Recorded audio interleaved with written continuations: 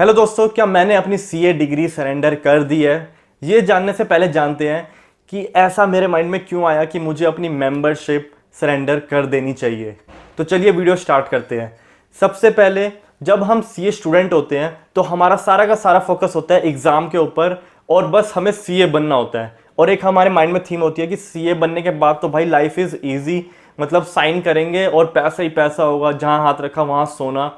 But मैं आप लोगों को हार्श रियलिटी बताने वाला हूँ इस वीडियो में कि what are the challenges that qualified chartered accountants are facing. तो चलिए एक बार वीडियो स्टार्ट करते हैं। तो मैं अपनी जर्नी के, अपने एक्सपीरियंस के हिसाब से आपको बताऊंगा, क्योंकि मेरे को भी 1-1.5 साल हो चुका है सीए बने हुए। ठीक है, तो मेरी जर्नी क्या रही। तो सबसे पहला जो डिसअपॉइंटमेंट होता है हमें, वो होता है कैंपस प्लेसमेंट से।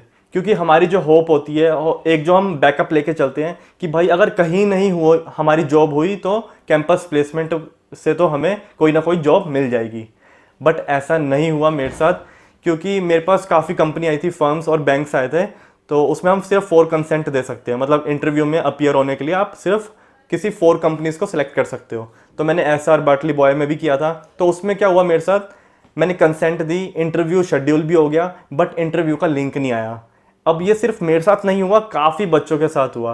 तो वहाँ पे मतलब काफ़ी ज़्यादा मतलब होपलेस हो गया मैं। ठीक है, और भी जगह ट्राई कर रहा था मैं, लिंक्डइन पे, naukri.com पे, बट मीडियोकर फर्म्स वहाँ से मिल रही थी, बट मेरे को पैकेज अच्छा नहीं मिल रहा था। 6 to 7 लाख का मेरे को पैकेज मिल रहा था और वो मेरे को सूट नहीं कर रही थी जॉब। क्लियर। तो फिर क्या हुआ, अब जो कैंपस प्लेसमेंट से मेरा इंटरव्यू हुआ वो सिर्फ एक कंपनी का हुआ, वो भी कंपनी नहीं, वो बैंक थी, आईसीआईसीआई बैंक। और जितने भी सीए फ्रेशर होते हैं, आईसीआईसीआई बैंक सभी को ऑफर भेज देती है, चाहे आपने इंटरव्यू में उनका कोई आंसर दिया हो या ना दिया हो। तो उनका मेरे पास ऑफर लेटर पड़ा था, उसमें 9 से 10 लाख का पैकेज था। बट वो मैंने एज अ बैकअप होल्ड कर रखा था कि अगर कहीं नहीं हुआ तो मैं इसको एक्सेप्ट कर लूँगा, बट उसका भी कुछ टाइम होता है। ठीक है, तो वो भी मेरा निकल गया था मेरे हाथ से। और मेरे को बैंक में एज सच कुछ इंटरेस्ट था भी नहीं, क्योंकि उसमें रिलेशनशिप मैनेजमेंट में डाल देते हैं या फिर पोर्टफोलियो मैनेजमेंट में डाल देते हैं, तो उसमें मेरा इंटरेस्ट नहीं था। मेरा जो एक्सपर्टीज, जो एक्सपीरियंस था मेरा, वो था मेरा ऑडिट के अंदर, स्टैट्यूटरी ऑडिट हो गया, टैक्स ऑडिट हो गया। ठीक है, बट उससे रिलेटेड कोई मेरे को जॉब मिल नहीं रही थी। तो मैं 4 महीने तक घर पे बैठा था सीए बनने के बाद। ठीक है, तो वहाँ पे मतलब जो डिप्रेशन होता है ना, अलग ही, मतलब सीए बनने के बाद कुछ दिन मजा आया, 10-15 दिन, उसके बाद जब जॉब नहीं मिल रही भाई, अलग ही डिप्रेशन की, मतलब सीए किया भाई और कुछ हो ही नहीं रहा हमारा, ऐसा क्या है मतलब। तो फिर 4 महीने बाद मेरे को एक्सेंचर से, जहाँ पे अभी मैं जॉब कर रहा हूँ, वहाँ से मेरे को एक अपॉर्चुनिटी मिली। तो मैंने बोला भाई it is better to get place somewhere else instead of sitting at home. तो मैंने बस उसको एक्सेप्ट कर लिया और मुझे पता नहीं था उसमें मेरे को क्या करवाएंगे, काम क्या करना है उधर जाके।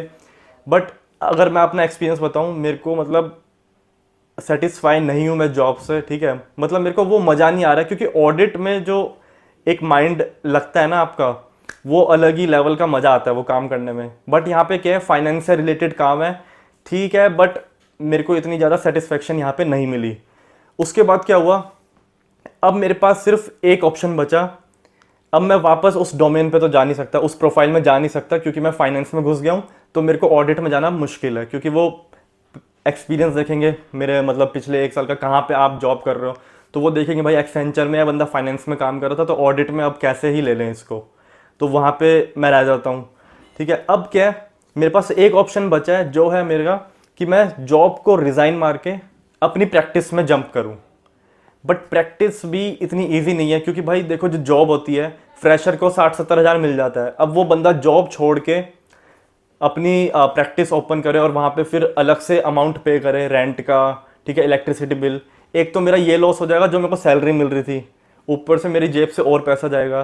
तो वहाँ पे बहुत ज़्यादा हाई रिस्क लगता है, और ऐसा लगता है कि भाई अब तो मैं एक ट्रैप में आ चुका हूँ, अब यहाँ से निकलना मुश्किल है। और मैं सच बताऊँ ना यार, जॉब जो है सीए से बेटर ना मेरे को लगता है बीटेक वाले कर रहे हैं। बेटर तो नहीं इन द सेंस, मतलब सेम लेवल के ही, मतलब दोनों पैकेज उठा रहे हैं आज के टाइम पे। बस ये है, जो सीए होता है वो थोड़े, जो इनिशियली पैकेज उठाता है वो थोड़ा हाई उठाता है, और बीटेक वाले थोड़ा कम।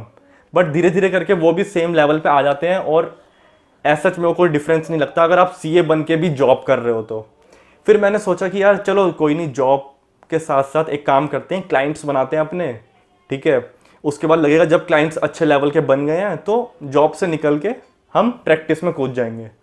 अब भाई क्लाइंट कौन से मिलेंगे मेरे को? इनकम टैक्स रिटर्न वाले, जीएसटी रिटर्न वाले, उससे थोड़ी ना मतलब पैसा कमा सकते हैं।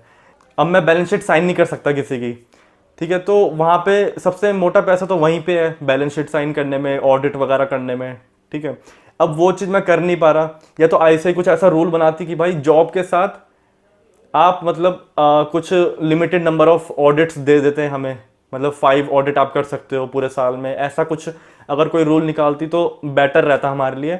बट हमारा क्या है, स्कोप जो है लिमिटेड हो गया है, क्योंकि जो जॉब कर रहे हैं वो कहीं पर भी साइन नहीं कर सकता बैलेंस शीट पे। आपको पता ही होगा, अगर आप सीए कर रहे हो या फिर बन चुके हो सीए, तो अगर आप या तो आप जॉब करो या तो आप प्रैक्टिस में जाओ, ठीक है।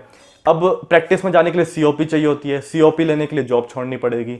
अब मतलब एक तरह से फंस चुका है बंदा कि अब क्या ही करे वो, ठीक है। अब जॉब छोड़ना भी इतना इजी नहीं है, क्योंकि एक आदत लग चुकी है कि मतलब जो सैलरी आ रही है उसकी आदत लग चुकी है, बंदे के खर्चे बन चुके हैं हर महीने के। अब वो जंप नहीं कर सकता, समझ रहे हो, प्रैक्टिस में।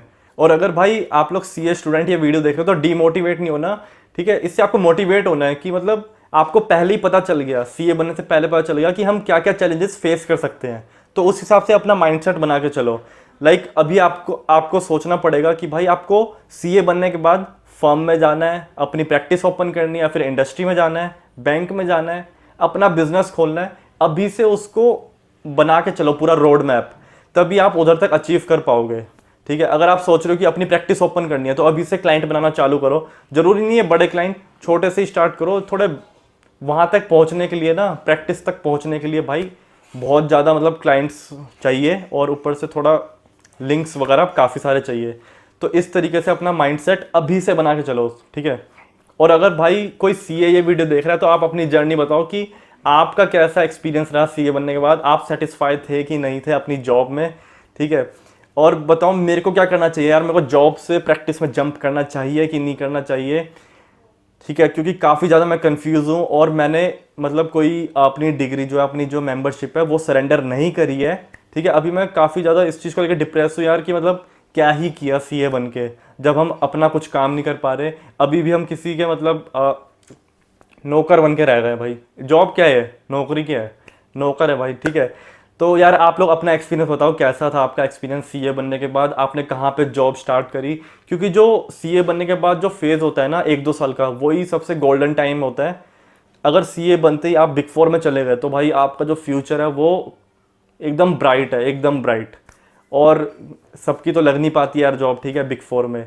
क्योंकि बिग 4 में मैंने भी ट्राई किया था, बट मेरा इंटरव्यू नहीं शेड्यूल कर रहे वो लोग, तो वो तो मेरे हाथ से निकल ही चुका है। अब मैं सोचता भी नहीं कि वहाँ तक जा पाऊँगा, मतलब मेरे माइंड से निकल चुकी है वो चीज़ें, ठीक है।